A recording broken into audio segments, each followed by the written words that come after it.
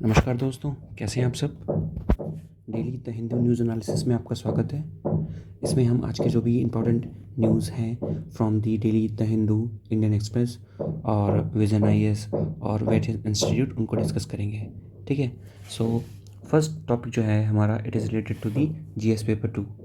Okay, now in the GS paper 2 we have the topics like the polity governance and sort of a thing. So the first topic is the Indian parliamentary democracy, कि हमारा जो parliamentary democracy है how it is functioning now. Okay, उसका status क्या है, उसका role क्या है. And the next topic is the country's partnership strategy for the India. तो ADB जो है Asian Development Bank, ठीक है, तो उन्होंने क्या किया है, उन्होंने बेसिकली पार्टनरशिप की है इंडिया के साथ इन द वेरियस सेगमेंट्स। फिर बात करते हैं यूएन पीस कीपिंग फोर्स की। 75 साल हो गए हैं यूएन पीस कीपिंग फोर्स को, ठीक है, तो उसके बारे में डिस्कस करेंगे नेक्स्ट। ठीक है, तो ये चीज़ पता होनी चाहिए। और उसके बाद हम लोग कुछ बात करेंगे रिगार्डिंग द जीएस पेपर 3, जिसमें हम बात करेंगे आरबीआई ने एक एनुअल रिपोर्ट फाइनल की है 2022-2023 के, इसके बारे में बात करेंगे। Then we will talk about the toy industry, कि टॉय इंडस्ट्री का फंक्शनिंग कैसे हो रही है इस समय इंडिया में। ठीक है, और उसके बाद जो फ्रांस है उसने बैन कर दिया है शॉर्ट फ्लाइट्स में, जो मतलब जो शॉर्ट फ्लाइट चलती हैं फ्रांस में, उनको बैन कर दिया गया है ताकि वो फ्यूल को सेविंग कर सके और जो भी बेसिकली कार्बन का इमिशन है वो थोड़ा सा कम हो। ठीक है, नेक्स्ट हम बात करेंगे यहाँ पर कुछ प्रीलिम्स के रिगार्डिंग फैक्ट है, जैसे पुराना किला जो था वहाँ पर कुछ आर्कियोलॉजिकल रिमेन्स मिले हैं, उसके बारे में बात करेंगे। Then we will see the report of the world energy investment report, and then we will see some of the small topic just like the what is the abscission and what is the property of the graphene, and India ने first rare earth permanent magnet का plant setup किया है। We will look at it now. We will also look at की what is the flavonoids, flavonoids क्या होते हैं, और India और बेसिकली एक जुपिटर का क्या मिला हुआ है, 13 टाइम मास से ज़्यादा एक एक्सो प्लैनेट मिला हुआ है। ठीक है, तो इसको बात करेंगे। और अभी हमने न्यूज़ भी देखी थी, जुपिटर जो है उसने सैटर्न को पीछे कर दिया है and it has the maximum number of the moons. ठीक है, तो सबसे पहले टॉपिक हम डिस्कस करते हैं regarding the controversy in the parliament. ठीक है, तो कंट्रोवर्सी इन द पार्लियामेंट क्या हो रही है, कि अभी क्या हुआ था कि जैसे जो आपका सेंगोल था, ठीक है, तो उसका जो स्थापना हुई थी न्यू पार्लियामेंट में, सेंट्रल विस्टा प्रोजेक्ट। तो आपको पता है जो सेंट्रल विस्टा प्रोजेक्ट है उसका इनॉग्रेशन पीएम मोदी ने किया था। पता था कि PM Modi is the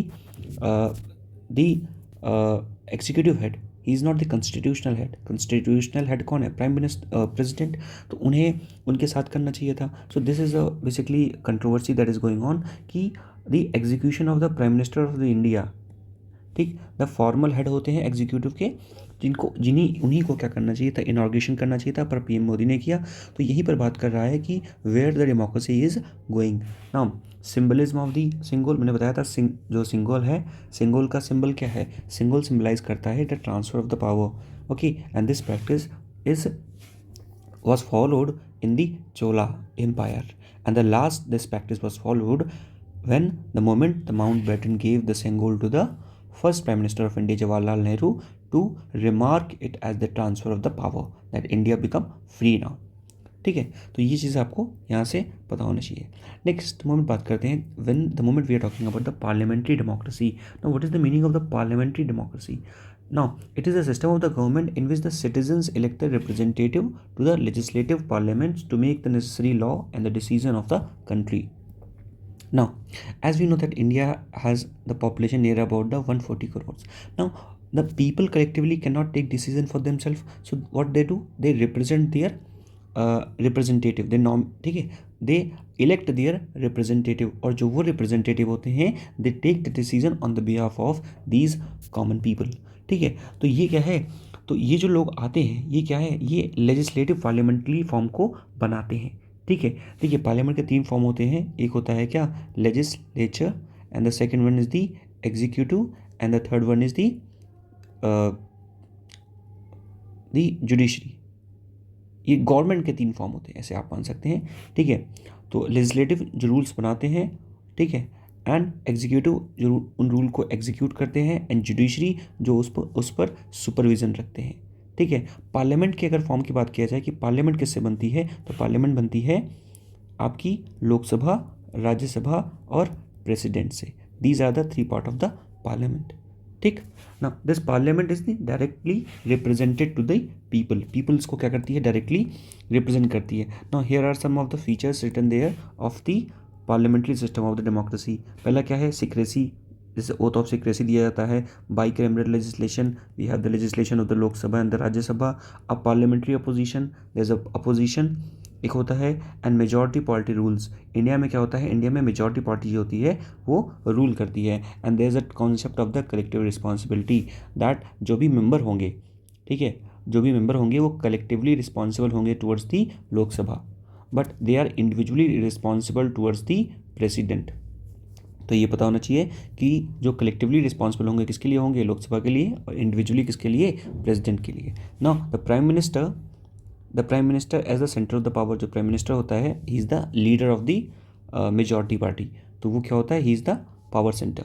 and the executive is the part of the legislature. We know that India what happen कि जो लेजिस्लेचर होता है, ठीक है, legislature forms the rule and executive कहाँ से आता है, executive is the part of the legislature. बात समझे, जो एग्जीक्यूटिव होता है वो क्या होता है, पार्ट ऑफ द लेजिस्लेचर होता है। यानी कि जो भी काउंसिल ऑफ मिनिस्टर्स बनेंगे, ठीक है, headed by the prime minister, तो वो कहाँ से आ रहा है, वो इसी लेजिस्लेचर का ही पार्ट है। ओके, बट अगर मैं बात करूँ यूएस का, तो यूएस में ऐसा नहीं होता है। यूएस में अगर लेजिस्लेचर है तो ज़रूरी नहीं है कि जो एग्जीक्यूटिव होगा, जो गवर्नमेंट बन रही है, वो will be the part of the will be the part of the legislature. एक और चीज़ पता होनी चाहिए, जैसे in UK there is a scene की जो अगर प्राइम मिनिस्टर कोई बन रहा है, so prime minister should always be from the lower house of the parliament, okay, which in the case of India is the Lok Sabha. But in India this is not the case. जो prime minister हमारा वो किसी भी house से हो सकता है, चाहे वो लोकसभा से हो और चाहे वो राज्यसभा से हो। For example just like the Indira Gandhi, she was from the Rajya Sabha. Manmohan Singh was from the Rajya Sabha. Okay, so this you should know from here.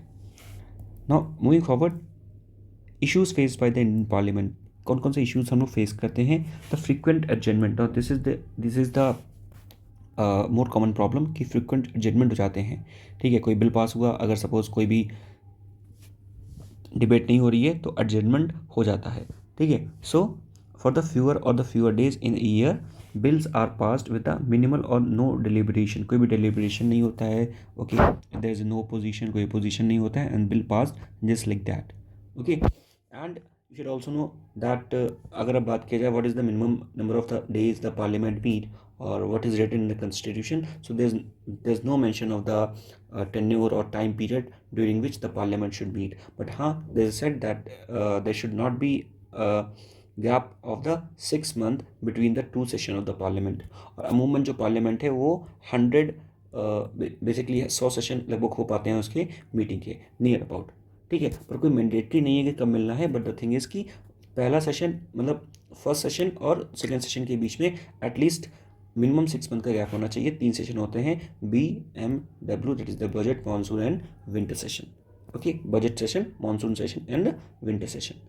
Now frequency of the use of the ordinance, you know that the president under the article 213 and the governor under the article president under the article 123 and the governor under the article 213 can legislate on any topic, okay, with the help of the ordinance। ordinance कब आता है, suppose the parliament is not in the session और कुछ emergency लगी हुई है, in that condition the any legislation can come via the route of the ordinance। now so basically ये क्या है, this is a presidential ordinance have become parallel not to the dominant for the law making। तो ये law making का एक माध्यम बन गया है। ठीक है, so many things, काफ़ी सारे बार क्या होता है कि जो भी ऑर्डिनेंस आते हैं, जो भी अगर आपको लॉ बनाना है तो ऑर्डिनेंस के फॉर्म में लिए आते हैं। But the thing is you should be note that a parallel if not the dominant form of the law making. ये पैरेलल है but not a dominant form of the law making. Next is the concentration of the power. आपको पता है the all the power is concentrated towards the executive. ठीक है, तो ये चीज़ पता होनी चाहिए। Now moving forward, the safeguard against the executive dominance. क्या क्या चीज़ें हम कर सकते हैं, ठीक है, ताकि हम सेफगार्ड कर सके अगेंस्ट दी एग्जीक्यूटिव डोमिनेंस, क्योंकि एग्जीक्यूटिव का डोमिनेंस बहुत ज़्यादा रहता है. What is the executive? Executive is the council of minister headed by the prime minister. This is the executive. Now the executive must command a majority in the parliament, and this opens up to the space for the intra-party dissent. The next is the opposition is granted certain rights in the parliament to hold the executive accountable. Now this is it, that we should grant some sort of rights to the opposition so that they can ask the question to the parliament. Okay वो parliament से question कर सके, वो parliament को accountable hold कर सके for the act they are doing. Okay, so we should grant some sort of right to the opposition. Next, speaker, a neutral and independent authority represents the interest of the parliament against the executive. So speaker क्या करता है? Speaker is a neutral body, okay, जो कि represent करता है parliament को against the executive. But many times this happen because the speaker is itself the member of the Lok Sabha. Okay, initially the speaker क्या होता है? member of the लोक सभा होता है, और वो क्या करता है? वो अपनी मेंबरशिप को ड्रॉप करके, ठीक है, और फिर क्या बनता है? लोकसभा का स्पीकर बन जाता है. ओके, और जब the moment it leaves its membership as the Lok Sabha speaker, उसके बाद वो फिर उस पार्टी को दोबारा ज्वाइन कर सकता है as a MP, and this will not count in the defection. So you should know from here. Next is the bicameralism. Now what is the bicameralism? Bicameralism is the two house of the parliament, Lok Sabha and the Rajya Sabha. Okay, Lok Sabha is called the lower house, that's why it's called the upper house. Okay, so a second session upper house that act as a revising chamber where the interest and other those of the brute majority are represented. Next, अगर बात किया जाए the problem with the above safeguard. What is the problem with the above safeguard? अभी problem क्या चल रहा है? Problem ये चल रहा है जैसे लाइक अगर बात की जाए 10th schedules of the constitution of India, ठीक है, 52nd अमेंडमेंट हुआ था in the year of the 1985, जिसके बाद क्या हुआ था? 10th शेड्यूल्स को क्या किया था? इंक्लूड कर दिया गया था, क्योंकि बहुत सारे डिफेक्शंस हो रहे थे, एक पार्टी से मेंबर दूसरी पार्टी में जा रहे थे. सो फॉर दैट ये 1985 में राजीव गांधी के टाइम पे ये अमेंडमेंट बिल लाया गया. इसमें बोला गया कि अगर कोई पार्टी एक पार्टी से दूसरी पार्टी में जाता है, so it will be counted under the defection. But अब यहाँ पर कुछ सेफगार्ड भी दिए हुए हैं. सेफगार्ड क्या है? सेफगार्ड ये हैं, जैसे अगर कोई भी बंदा अगर 1/3 मेजॉरिटी है, यानी कि अगर किसी पार्टी के 1/3 लोग किसी एक दूसरी पार्टी में जाते हैं, सो that will not count under the defection. इसको डिफेक्शन नहीं माना जाएगा. ओके, बट इसको भी अमेंड कर दिया गया 91st अमेंडमेंट 2003 से, और ये कह दिया गया कि नहीं 1/3 तो काफ़ी कम है. अगर किसी पार्टी के 2/3 मेंबर कहाँ जा रहे हैं? दूसरी पार्टी में जा रहे हैं, so this will not count as the defection. ठीक है, तो ये डिफेक्शन की डेफिनेशन में नहीं आएगा. ओके, इसको और थोड़ा सा समझने के लिए जैसे मैंने बताया कि पहले तो 1/3 हो गया, और फिर उसके बाद 91st अमेंडमेंट 2003 के साथ 2/3 हो गया. उसके बाद एक और चीज़ पता होनी चाहिए आपको कि जैसे अगर यहाँ पर बात की जाए कि जो नॉमिनेटेड मेंबर हैं, ठीक है, अगर वो किसी पार्टी को ज्वाइन करते हैं after the expiration of the 6 month, okay, so this will be counted as the defection. Or if any independent member joins any political party, this will also count as the on the ground of the defection. So this you should know. Apart from that, कि अगर कोई member है और वो vote को abstain करता है, if any member abstains the vote in contrary to the direction issued by the political party, means if any political party said that you should vote on this particular bill and the member not going to vote, अगर वो vote नहीं करता है, so that will be included also as the defection. But the thing is that the party such not have been condoned by the party within the 15 days. ये जो permission है obtain जो लिया है, उसको कंडोन नहीं किया होना चाहिए पार्टी ने विद इन द 15 days. बाकी मैंने बताया अभी आपको what is the exception. Exception is the that the speaker, अगर वो लोकसभा का जो स्पीकर है, ओके, और चेयरमैन ऑफ द राज्यसभा है, if they rejoins the party, so this will not come under the defection. Okay, and apart from that, अगर 2/3 merger हो रहा है तो वो भी not count as the defection. So this you should know from here. Okay, now opposition enjoys no specific constitutional power. जैसे मैंने बताया कि the opposition we should give some sort of right to the opposition so that they can make a stand against the executive. And speaker is not independent, as I told you that speaker is from the Lok Sabha only, so it has some sort of inclination towards the ruling government, and this affects the quality of the deliberation of the lower house. And the role of the upper house is undercut, उसको काफ़ी undercut रखा गया है, ठीक है. And the only effective checks upon the executive क्या है, when the electors have thrown up the fractured the mandate and ruling party is forced to govern in a coalition. तो अगर सिर्फ यही चेक हो सकता है कि अगर जो इलेक्शन हो, ठीक है, तो उस इलेक्शन के बाद जो भी चीज़ें होंगी that will be made the executive accountable, ठीक है. तो बेसिकली क्या है कि यही चीज़ें हैं. तो हमें क्या करना है, हमारी जो इंडियन पार्लियामेंट्री सिस्टम है, ठीक है, तो उसकी जो डेमोक्रेसी है कहीं ना कहीं क्या हो रहा है, जो डेमोक्रेसी है it is gradually morphed into the executive democracy. Okay, हमारी जो पार्लियामेंट्री डेमोक्रेसी है it is changing from the parliamentary democracy to the executive democracy. Okay, तो this is the question we have. Now what is the conclusion? Conclusion is the quality of the parliamentary deliberation has declined because of the parliament's own structural marginalization under the constitution. जो parliament का जो structure है it is now marginalized under the constitution. Therefore, if India wants to return to the parliamentarianship, necessary constitutional changes and the reform should form the ethos of the parliament. ठीक है, the basic of everything जो parliament के पास है it is getting distorted, it is getting morphed day by day. Okay, now moving forward, अब बात करते हैं ADB bank की. ADB that is the Asian development bank, ठीक है. नाउ एडीबी बैंक क्या है, एशियन डेवलपमेंट बैंक है, ठीक है, जिसमें अनाउंस ये किया गया है कि एडीबी ने अनाउंस किया हुआ है India strategy for the period of the 2023 to 27. तो 2023 और 27 के बीच की जो स्ट्रैटेजी है वो उसको एशिया डेवलपमेंट बैंक ने रिलीज किया हुआ है. Okay, and what is the focus? Focus is on the employment and the creation and the promotion of the growth.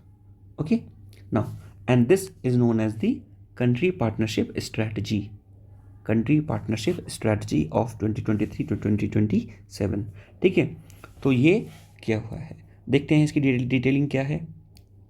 ठीक, तो इसमें ये बताया गया है कि इसका एम क्या है. इसका एम ये है कि हम क्या करेंगे, एशियन डेवलपमेंट बैंक क्या करेगा, जो भी कंट्री पार्टनरशिप की जो इनकी स्ट्रैटेजी है उसमें क्या करेंगे, ये एक्सेलरेट करेंगे structural transformation in India and job creation in India and the climate resilient growth and the regional cooperation and integration of the South Asia deepens the social and economic inclusiveness. तो इन सारे जो segments हैं इस पर focus किया जाएगा under this partnership. Okay, and there will be 3 pillar, 3 pillar होंगे इसके. The first will be the structural transformation and the job creation. The second is the resilience green growth, ठीक है, to promote the resilience green growth. And the third is the socio economic inclusiveness. तो these are the 3 pillars under which the ADB will collaborate in India. And what it will do, it will deepen the social economic inclusiveness as I told you. Now cross cutting themes कौन कौन से हैं, क्या बात की जा रही है इसमें, डोमेस्टिक रिसोर्सेज मोबिलाइजेशन, जो डोमेस्टिक रिसोर्स उसको मोबिलाइज किया जाएगा and it will work with the gender equality and the social inclusion, digitalization and the innovation of the ecosystem support, and the regional cooperation and the integration to the South Asian sub-regional economic cooperation. Now, अब बात किया जाए कि India's engagement with the ADB. अभी तक जो India है वो अभी तक कैसे क्या इंगेज कर रहा था एडीबी से अगर बात किया जाए, तो फाइनेंशियल सपोर्ट के बारे में अगर बात किया जाए, so ADB has committed near about the 52 billions in the 605 public sector loans. तो जो पब्लिक सेक्टर लोन्स हैं उनका 52 बिलियंस जो अमाउंट है, इतना एडीबी ने क्या किया है, इन्वेस्ट किया है in promoting the inclusion and sustainable development. Private sector की बात किया जाए तो प्राइवेट सेक्टर में the investment is near about 8 billion in India. Infrastructure development में अगर बात किया जाए, so Chennai metro rail corporation project और there are many more project that are developed with the help of the ADB. And ADB is also working in the capacity building segment is like in the promotion of the logistics sector in India. India का जो logistic sector है उसको promote करने में the EDB is working very hard. Okay, or it is providing load, and it is also enhancing the efficiency and the effectiveness of the sector. You know that logistics sector is very important for any sort of business. If you don't have the good logistic, so transportation will not be very easy, and because of that the business will not run smoothly. Okay, and inclusive development, because how it is addressing the inclusive development, it is address the social and the economic disparities. तो whatever the prevailing social and economic disparities are prevailing, उसको हटाने में it is improving the access to the basic services. And the climate mitigation, okay, it is facilitating the transition to the cleaner and the more source of the energy. तो ये सारी जो चीज़ें हैं उसमें एडीबी क्या कर रहा है, एडीबी हेल्प कर रहा है. अब बात की जाए थोड़ा सा व्हाट इज़ एडीबी. एडीबी के बारे में थोड़ी सी बात कर ली जाए. कैसा बैंक है? The name is the Asian development bank, established in 1966, Manila, Philippines, and it is the regional development bank which promotes the social and the economic development in the Asia and the Pacific. Okay, now ADB, it is a United Nation observer and it has the 68 member and 49 जो है वो कहाँ से हैं? Asia Pacific से हैं. Okay, and 19 from outside the region. Now ADB पर एक PYQ भी आया था, you should also know this thing. Okay, now Asia जो बेसिकली अगर बात किया जाए कि जो लार्जेस्ट इसके जो मेंबर्स हैं, ठीक है, जो स्टेक होल्डर्स हैं वो कौन है? It is the Japan and the united state, but India जो है it is the founding member. So India is not the largest stakeholders in the ADB, rather than India is the founding member in the ADB, and the bank operate with the weighted voting system. What is this means? That the member have the voting capacity according to the amount they are donating to the bank. Okay, similar to the World Bank, where the votes are distributed based on the members' capital subscription. So the amount of the capital subscription you are paying to the bank, or you are holding the capital criteria, on that basis the voting right or the voting capacity will be distributed. Now moving forward, 75 year of the UN peacekeeping forces. You know that UN जो peacekeeping forces है ये क्या है? ये हर जगह है. ठीक है, what they do, they जैसे कहीं पर कोई प्रॉब्लम हो रही है या इंस्टेबिलिटी हो रही है, ठीक है, किसी कंट्री में, तो वहाँ पर UN अपनी पीस कीपिंग फोर्सेज भेजता है. ओके, और ध्यान रखिएगा कि UN में पीस कीपिंग फोर्सेज में जो भी लोग हैं, the number of the soldiers employed in the UN peacekeeping forces are mostly from the developing nations, they are not from the developed nation. Now in this regarding ये article है, इसको देखते हैं. तो इंडिया ने basically क्या है, India is a significant role player है किसमें? यूनाइटेड नेशन की पीस कीपिंग मिशन में over the 75 year. Okay, now जो ये भी UN पीस कीपिंग मिशन है, ठीक है, it is guided by the department of the peace operation which aims to assist the conflict on countries. जो भी कॉन्फ्लिक्ट ऑन कंट्रीज है, जहाँ पर इंस्टेबिलिटी है, वहाँ पर ये डिपार्टमेंट काम करता है. एंड इंडिया जो है, India is the third in terms of the personnel deployed in the UN peacekeeping forces. तो इंडिया जो है थर्ड है in terms of number of the personnel India deployed in the UN peacekeeping forces. Okay, currently अगर बात किया जाए तो India के 6097 जो पर्सनल्स हैं, they are deployed in the various missions of the UN peacekeeping forces. Okay, now apart from that, here are some of the missions of the UN peacekeeping forces that are conducted by the United Nations. This is like the United Nation emergency forces. Okay, अब क्या होता है, कई सारे जब भी missions होते हैं तो वहाँ पर जो पर्सनस होते हैं उनको कैजुअलिटी होती है. तो वहीं पर यहाँ पर बताया जा रहा है कि इंडिया में भी बहुत सारे लोग हैं जिनको कैजुअलिटी हुई है. जैसे यहाँ पर 13 फैटल्टीज़ हुई हैं. Okay, apart from the United nation operations on the Congo में ऑपरेशन हुआ था, सोमालिया में हुआ था, और भी जो वेरियस ऑपरेशंस होते हैं वहाँ पर बहुत सारी क्या होती हैं, कैजुअलिटी होती हैं. ठीक है, नाउ अब there a thing you should know about कि जैसे अभी बात किया गया था, जैसे फ्रांस ने, ठीक है, फ्रांस ने क्या किया, फ्रांस ने माली से अपनी फोर्सेस को हटा लिया. ठीक है, तो समटाइम्स व्हाट हैपन कि जैसे कहीं पर भी बहुत टाइम से जो फोर्सेस हैं, जैसे अभी आप बात कर सकते हो, even this is not the UN peacekeeping forces, but this like the in Afghanistan they were the forces of the USA. ठीक है, फिर USA वहाँ से चला गया.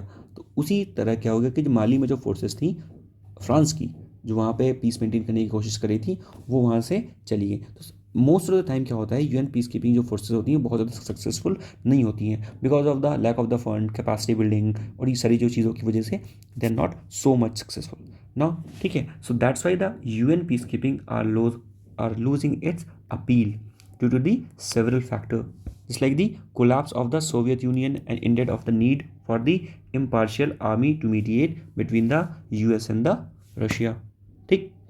तो ये चीज़ें पता होना चाहिए। and there's a lack of the public support in the Western nation, okay, in the name of the cost, okay, so basically cost and the risky peacekeeping missions.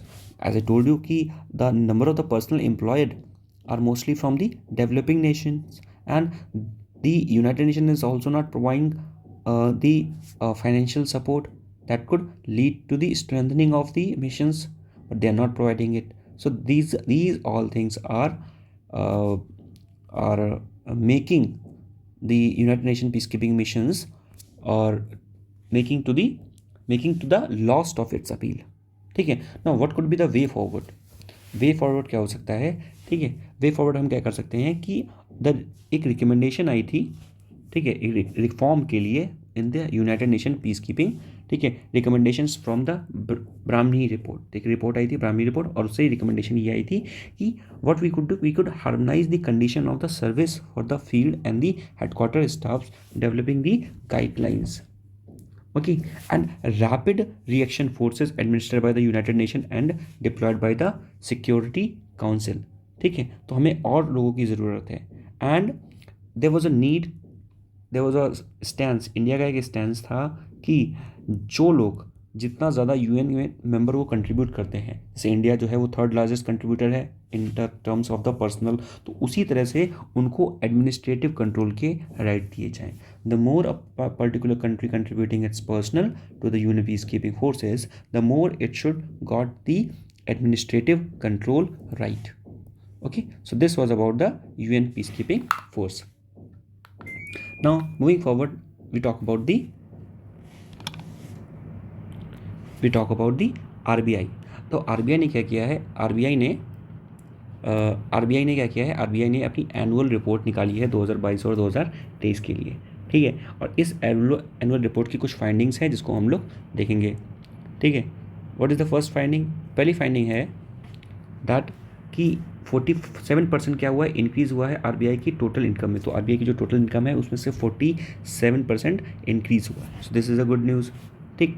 Apart from that ये आई कहाँ से है, amount high dividend payment हुआ है, ठीक है, और तो वो यहाँ से आई है। उसके बाद जो लेंडिंग रेट्स हैं back to the pre covid level most in the sector, तो जो लेंडिंग रेट्स हैं वो प्री कोविड लेवल पर बैक कर गई हैं। The second is the share of the bad loans in the total lending contribution is fall. जो भी बैड लोन है, बैड लोन क्या होता है, एनपीए मतलब अगर बैंक ने कोई लोन दिया, कोई लोन दिया किसी एक इंसान को, और अगर वो वापस ना कर पाए, वो लोन क्या हो जाए, डिफ़ॉल्ट हो जाए, ठीक है। So that is considered the bad loan. Mostly क्या होता है, 90 डेज़ में अगर कोई लोन वापस नहीं आ रहा है तो क्या हो जाता है, it will considered as the default.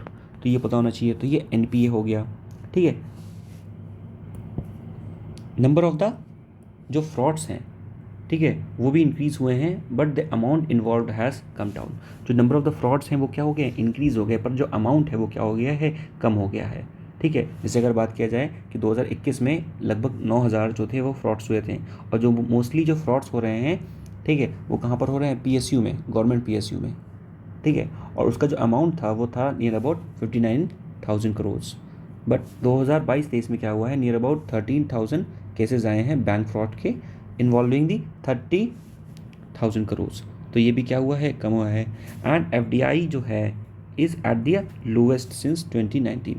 तो एफडीआई जो है वो भी क्या हुआ है, कम हुआ है, ठीक। तो ये भी आपको पता रहना चाहिए, ठीक। सो टोटल एफडीआई जो फेल हुआ है वो नियर अबाउट दी 46 बिलियन हुआ है 2023 में, which is 26% lower than the previous physical year. Now moving forward, sector wise अगर बात किया जाए तो ये सेक्टर वाइज है एनालिसिस कि सेक्टर वाइज कहाँ पे कितना एफडीआई आया है। जैसे कम्युनिकेशन सर्विसेज में 4.5, रिटेल होलसेल में 5.3, तो ये सारा डेटा है, you can just have a look here. Next we talking about the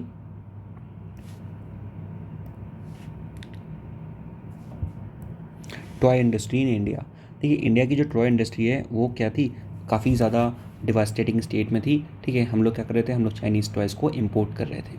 okay, now what we begin to do from now, हम क्या कर रहे हैं, now we are exporting the, we begin to export the toys.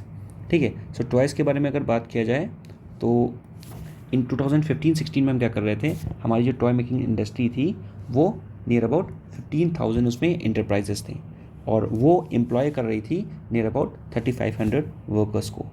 Okay, और हमारी जो toy industry है 2002 और 2016 के बीच में काफ़ी उसमें बेसिकली क्या हो रहा था, जॉब के लॉसेस हो रहे थे and we are basically importing a lot of toys. तो बेसिकली जो ओवरऑल जो टॉय की जो कंडीशन थी वो क्या थी, काफ़ी ख़राब थी। बट फिर क्या हुआ, धीरे धीरे हमारी जो टॉय इंडस्ट्री है वो ग्रो करने लगी। ठीक है, एंड उसके लिए कौन कौन से, जैसे अगर हम बात की जाए make in India schemes, this is one of the schemes that launch in 2014 which is responsible और which is helping in the export of the toys. और उसके बाद हमने क्या किया, जो कस्टम ड्यूटी थी हमने ट्रिपल कर दिया 20 to 60, यानी कि अगर कहीं जहाँ पर 20% कस्टम ड्यूटी लग रही थी, अगर बाहर से आप टॉय को लेके आओगे उसको हमने इंक्रीज़ कर कितना कर दिया, 60% कर दिया। And numerous non tariff barrier भी लगा दिए हमने, जैसे production registration order and safety regulations code. तो इस तरह के बहुत सारे हमने ट्रैफिक टैरिफ बैरियर लगा दिए, जिसकी वजह से क्या है, जो इम्पोर्ट है टॉय का वो क्या हो गया, वो कम हो गया। ओके, और उसकी वजह से क्या हुआ कि 2021 में अगर बात किया जाए तो इंक्रीज़ हुआ है in the export of the toys from 119 million to 177 million. This is a big increase. हमने 2020-21 से 22-23 में, सॉरी 18-19 से 21-22 में 109 मिलियन से 177 मिलियन तक का इंक्रीज़ किया हुआ है। ठीक, तो ये कई सारी चीज़ें हैं और बाकी यहाँ पर आप देख सकते हैं कि टॉय जो है वो कहाँ से आते हैं, जैसे कौन कौन से हम लोग टॉय बनाते हैं, unisex toys boys and girls के लिए कहाँ पर डिस्ट्रीब्यूशन होता है। ठीक है, महाराष्ट्र जो है वो टॉय मेकिंग में काफ़ी ज़्यादा आगे है, तो that he should know. And here are the various type of the toys that we made.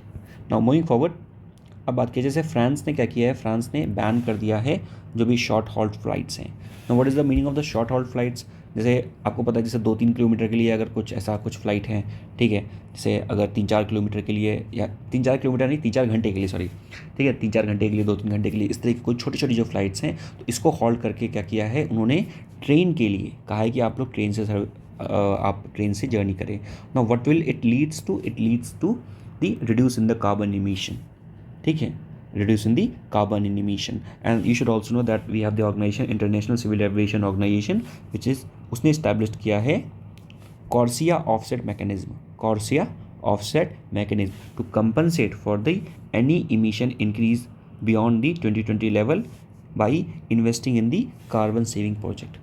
तो बेसिकली अगर कहीं पर भी अगर क्या हो रहा है कि बेसिकली ओवरऑल अगर बात की जाए ग्लोब में, if there is increasing in the carbon emission, तो यहाँ पर there is a mechanism known as the CORSIA offset mechanism by the International Civil Aviation Organization, जो क्या करेगा, जो इन्वेस्ट करेगा कार्बन सेविंग प्रोजेक्ट्स में।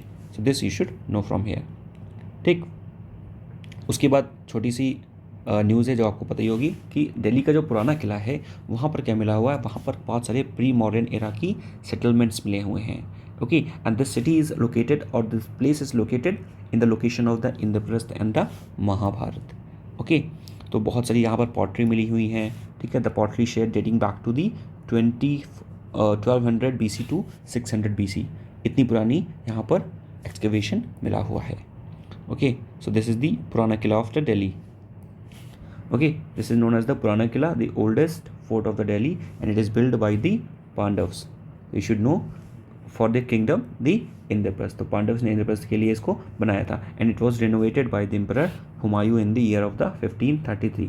Okay, and the Deen Panna. What is Deen Panna? The fort was constructed with the Deen Panna, the smallest city in the Delhi. ठीक है, so this you should know regarding it. Next बात करते हैं world energy investment report. No, world energy investment report क्या कहती है कि जो world energy investment report, it is released by the International Energy Agency, and this is the report of the 2023। इसमें क्या बोला जा रहा है कि जो इन्वेस्टमेंट हुआ है क्लीन एनर्जी में in the recent year is increased. और किस सेगमेंट में इंक्रीज़ हुआ है? फॉसिल फ्यूल के कंपेयर में जो रिन्यूएबल एनर्जी है वहाँ पर जो इन्वेस्टमेंट है वो काफ़ी ज़्यादा इंक्रीज़ हुआ है, नियर अबाउट 70% इंक्रीज़ हुआ है इन दी रिन्यूएबल एनर्जी, जिसमें से हमने इन्वेस्ट किया है ईवी में, that is the electric vehicle में, रिन्यूएबल पावर में इन्वेस्ट किया है $1.7 एंड $1 स्पेंड किया है इन दी फॉसिल फ्यूल्स। सो आप देख सकते हैं कि if we have invested $1 in the fossil fuel, we have invested $1.7 in the clean energy. Okay, so next is क्या है? Over 90% of the search in the clean energy in the investment since 2021। तो 2021 से जो 90% increase हुआ है कहाँ पर हुआ है? In the clean energy. Okay, in the economic like the China and India is also showing the strong investment in the solar energy. ठीक है, इंडिया भी क्या है? सोलर एनर्जी को इन्वेस्टमेंट को क्या कर रहा है? प्रमोट कर रहा है। Okay,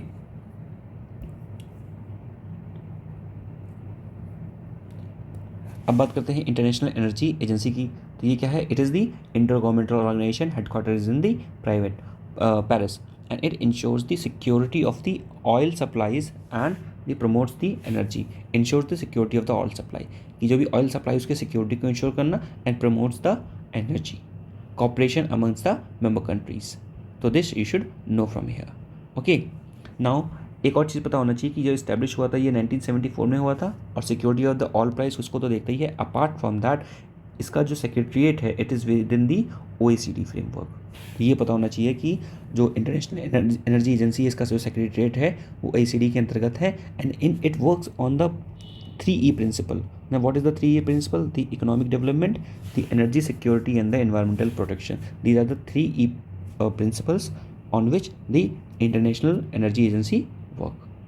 Okay, and it ensures the reliable, affordable, and the clean energy. Okay, 13 member countries हैं जिसमें से 8 जो हैं वो associate हैं, including the India. So India is the one of the associate member of the International Energy Agency. Okay. 2000 India भी associate member बना था कब? 2017 में। ओके, कौन कौन सी रिपोर्ट जो है वो international Energy agency basically release करती है? तो पहला है आपका world energy outlook report, world energy investment report, world energy statics, world energy balance, energy technology perspective, Indian energy outlook. यानी कि कहीं ना कहीं आप देखेंगे कि जो सारी जो रिपोर्ट हैं वो किसके बारे में बात कर रही हैं? एनर्जी के बारे में बात कर रही हैं। ठीक है, तो यहाँ से आप इजीली पता लगा सकते हैं इसके बारे में। ठीक, अब बात करते हैं व्हाट इज़ इट? अबोशियन। ये क्या है? Basically this is a bacteria, gram negative bacteria. ठीक है, जो क्या करता है? It develops the ability to develop the resistance to the many antibiotic. तो यहाँ से इतना ही पता होना चाहिए कि ये क्या है? It is just the gram negative bacteria. ठीक है, और ये क्या करता है? ये एबिलिटी डेवलप करता है किसके रिगार्डिंग? एंटीबायोटिक्स के रिगार्डिंग। ठीक है, तो ये आपको पता रहना चाहिए। और ये क्या है? It is just the alert system for the pathogens.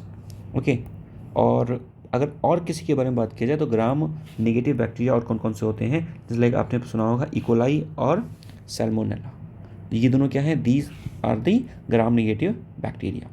Next we talking about the graphene. ठीक है, तो ग्रेफीन क्या है? देखो अब ये क्या है कि it is a very light element and it is more strong than the steel. ठीक है, तो ग्रेफीन का बहुत जगह हम लोग यूज़ करते हैं। तो ग्रेफीन क्या है? It is the 1 atom thick layer of the carbon atom arranged in the hexagonal lattice, and it was discovered in the year of 2004, and ये क्या है? It is the high grade large scale graphene. Applications क्या हैं? इन electronic industry, sensors, displace, solar panels, batteries, super capacitor, composites, aerospace. तो यहाँ पर इसको क्या करते हैं? इसका यूज़ करते हैं। द ग्लोबल जो ग्रेफीन मार्केट है it is near about 175 million in 2022, and it is expected to grow at over 46% by the year of 2023 and 2030। तो बेसिकली जो इसकी जो मार्केट है it going to increasing day by day. इसका अगर बात की जाए कि रिसर्च और प्रोडक्शन में भी क्या करता है, इसका यूज़ करते हैं, तो लीडिंग कंट्रीज जो इसका प्रोडक्शन करती हैं उसमें चाइना है, यूएस और ब्राज़ील, यूके और Japan, south Korea, Russia and Singapore. India में अगर बात किया जाए तो इंडिया में इसका जो बेसिकली जो प्रोग्रेस है ग्रेफीन की, वो काफ़ी स्लो है as compare to the leading countries like the China. But हमने अपना फर्स्ट जो ग्रेफीन इनोवेशन सेंटर उसको इंस्टॉल किया है at the Thrissur Kerala last year 2022 में। टाटा स्टील जो है वो भी इसमें काम कर रहा है इसको ग्रो करने में, तो ये आपको पता होना चाहिए। नेक्स्ट अगर बात किया जाए कि while India has made some of the advanced and established innovation center, there's a need for the national graphene mission। तो हमें क्या करना है, हमें एक अगर नेशनल ग्रेफीन मिशन अगर हम ले आए तो बहुत ज़्यादा हेल्पफुल रहेगा to make it at a form of the organized sector and the government support to ensure the India's competitiveness in this emerging field।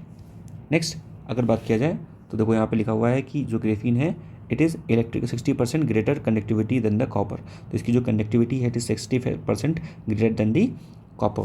फिर उसके बाद it is 5 times more conductivity of the thermal conductivity जो है वो 5 गुना ज़्यादा है aluminium से।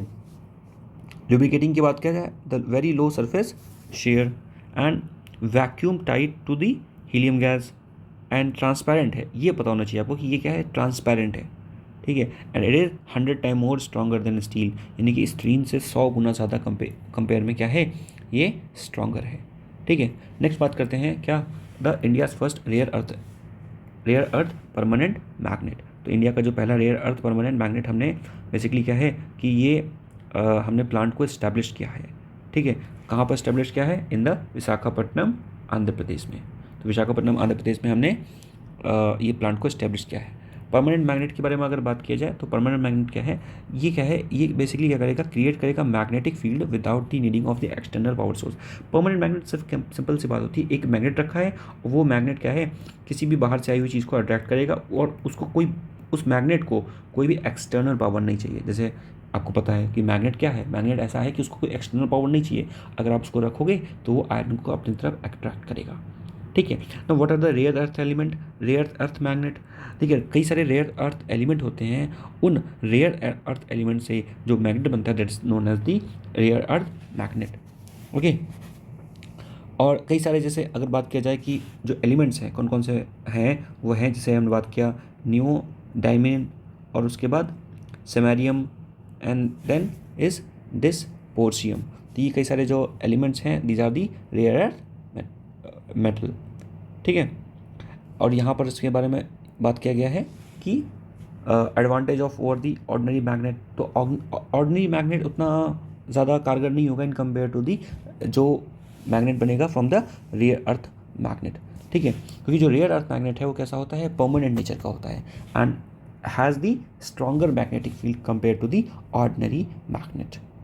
And technological use plant में करते हैं, मैंने बताया डिफरेंट टेक्नोलॉजी में भी यूज़ करेंगे इसको। सिग्निफिकेंट इंडिया का क्या है, supply chain disturbance in the rare earth metal, ठीक है। सिग्निफिकेंस क्या है, सप्लाई चेन डिस्टर्बेंस, ठीक। सप्लाई चेन डिस्टर्बेंस है, हमें पता है जो भी लॉजिस्टिक सेक्टर है वो हमारा बड़ा ही डिस्टॉर्टेड है, ओके। तो ये सारी चीज़ें यहाँ से हमको पता होना चाहिए, ठीक। फ्लेवोनॉइड्स के बारे में मैंने कहा था कि जो फ्लेवोनॉल्स हैं ये हैं क्या, तो ये कुछ नहीं है, एक बेसिकली एक डाइटरी सेगमेंट की चीज़ है, ठीक है, जो कि हेल्प करता है हमें बेसिकली हमारे जो दिमाग को बूस्ट करने में, हमें दिमाग की जो मेमोरी है उसको बढ़ाने में ये करता है, हेल्प करता है। ब्रेन के डेवलपमेंट में क्या करता है, ये हेल्प करता है। तो सिर्फ आपको इतना पता होना चाहिए। और बाकी it is an anti oxidant, ठीक है, एंटीऑक्सीडेंट है, एंटी इन्फ्लेमेटरी है और ये इम्यूनिटी को क्या करता है, बूस्ट करता है। ये मिलता है कहाँ से, हमें जो भी प्लांट्स हैं, ठीक है, फ्रूट्स हैं, कई सारे सिट्रस फ्रूट्स हैं आप देख सकते हैं यहाँ पर, उनसे हमें क्या मिलता है, ये मिलता है, ठीक। नेक्स्ट अगर बात किया जाए कि